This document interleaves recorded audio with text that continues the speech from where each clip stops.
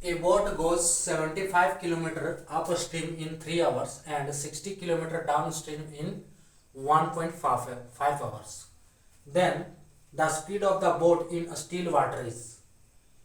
एक नाव पानी में धारा के विपरीत दिशा में 3 घंटे में 75 किलोमीटर और धारा के अनुकूल 1 घंटे में 60 किलोमीटर जाती है।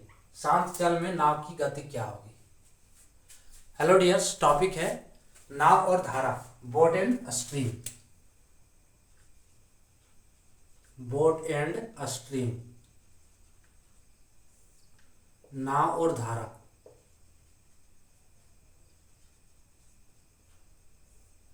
एसएससी सीपीओ 2016 से है।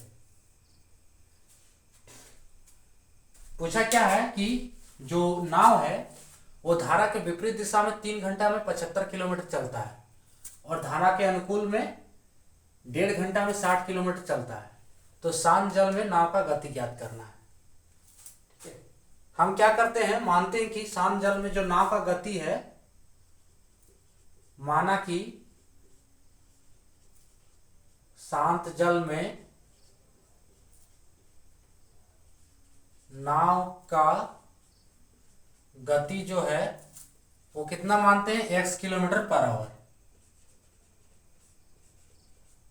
x किलोमीटर पर आवर यानी कि गति इक्वल्स टू क्या होता है, बहुत बार बता चुके हैं, गति या फिर चाल दोनों कुछ भी बोले। गति इक्वल्स टू दूरी बटे समय, इस फॉर्मूला का यूज करेंगे। गति इक्वल्स टू दूरी बटे समय और speed equals to distance by time. अगर इंग्लिश में इसको बोले तो, इंग्लिश में कहें तो डिस्टेंस बाय टाइम।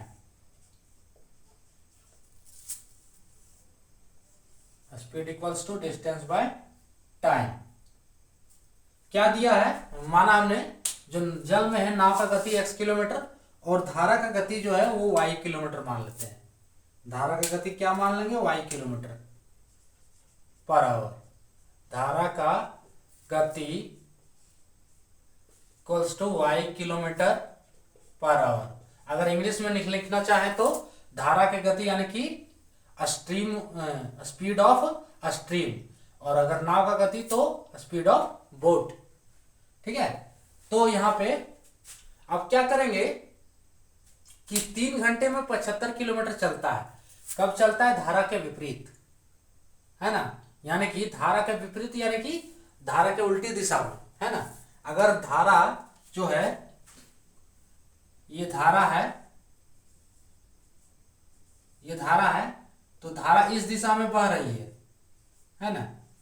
तो नाव किस दिशा में चल रहा है, नाव चल रहा है इस दिशा में। ठीक है, नाव किस दिशा में चल रहा है, उसके विपरीत दिशा में, उसके विपरीत दिशा में चल रहा है।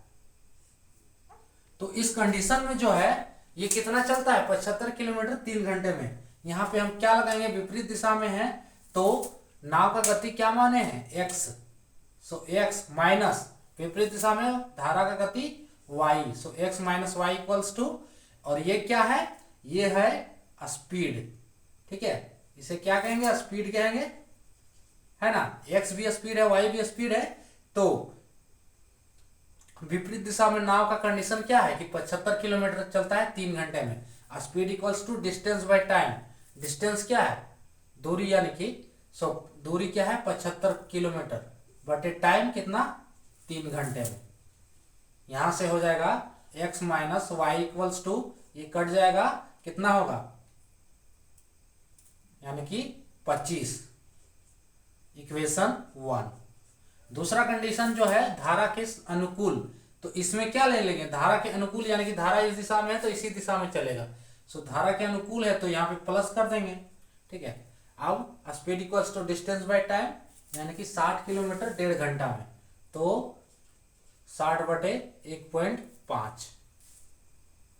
ठीक है, 60 बटे 1.5। इसको इक्वेशन हम क्या करते हैं, 2 कर लेते हैं।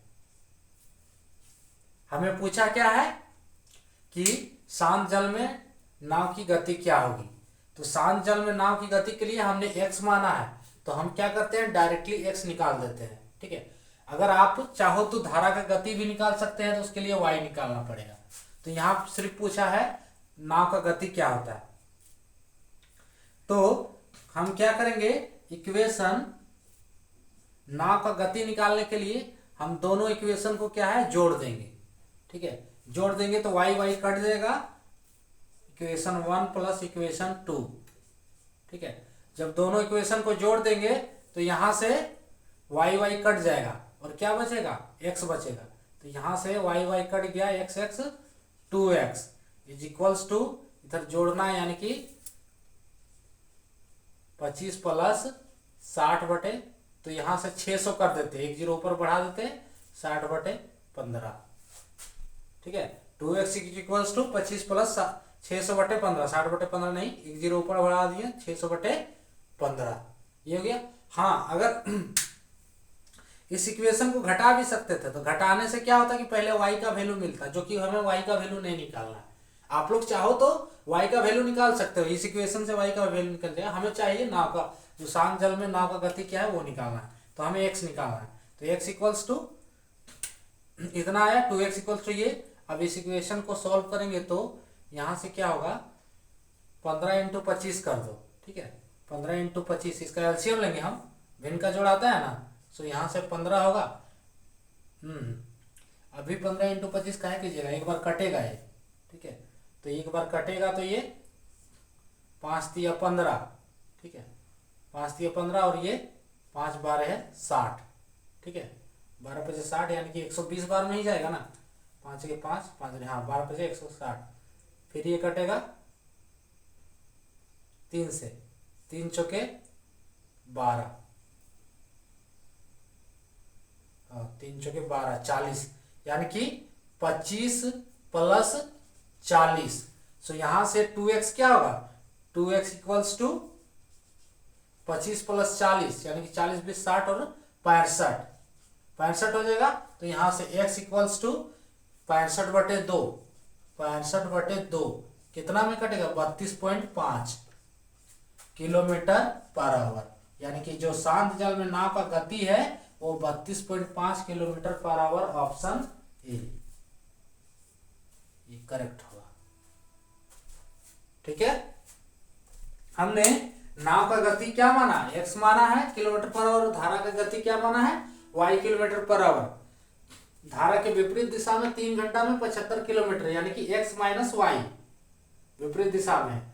स्पीड इक्वल्स टू डिस्टेंस बटे टाइम, डिस्टेंस क्या है 75 किलोमीटर दूरी, और कितना है 3 घंटा में समय, तो 75 बटे 3 कर दिए, एक इक्वेशन निकल गया, ये कट गया, 3 से 25 दिया 75।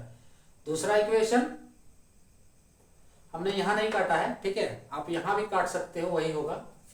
सो यहाँ से x प्लस वाई, धारा के अनुकूल x plus y equals to 60 घंटा में, ये 60 किलोमीटर 1.5 घंटा में, x plus y equals to 60 बटे 1.5। और इस इक्वेशन को हम सॉल्व कर दिए, x का वैल्यू निकाल लिए 32.5 किलोमीटर पर आवर।